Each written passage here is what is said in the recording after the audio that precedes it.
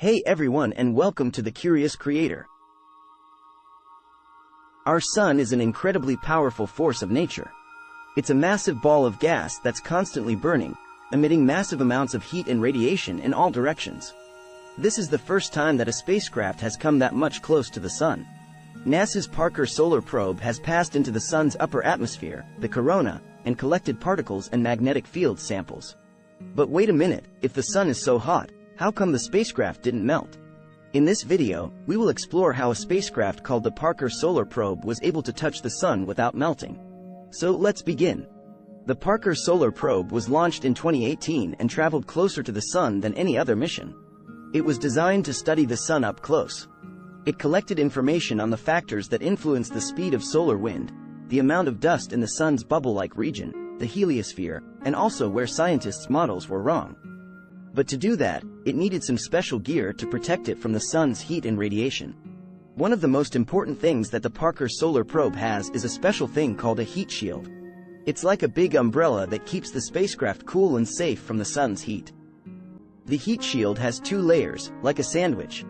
The first layer is made of a special material that can absorb heat, and the second layer is made of another special material that can reflect heat away. Together, they make sure that the spacecraft doesn't get too hot and melt. Another reason for this, the corona has a low density, despite the high temperature, meaning that there are relatively few particles in that region of space. To help you understand this concept, let's use the example of putting your hand in an oven versus a pot of boiling water. When you put your hand in an oven, the hot air is spread out over a large area, so your hand is not exposed to as many hot particles.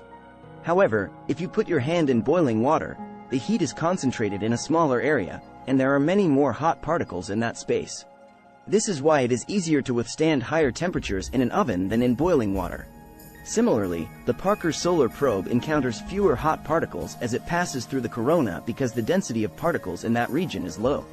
This means that although the temperature is extremely high, the spacecraft is not exposed to as much heat. As a result, the heat shield facing the sun on Parker Solar Probe will only be heated to roughly 2500 F, 1400 C. It took a lot of really smart scientists and engineers to make this heat shield. They spent a long time making sure that it would work really well and keep the spacecraft safe. So even though the sun is really hot and powerful, the Parker Solar Probe can study it up close because of its special heat shield. It's like having a really good sunscreen that keeps you from getting a sunburn. So while the sun is an incredibly powerful force, we humans have found a way to get up close and personal with it. Thanks to the technology and engineering behind the Parker Solar Probe's heat shield. It's a remarkable achievement and one that will help us better understand our star and the forces that shape our solar system.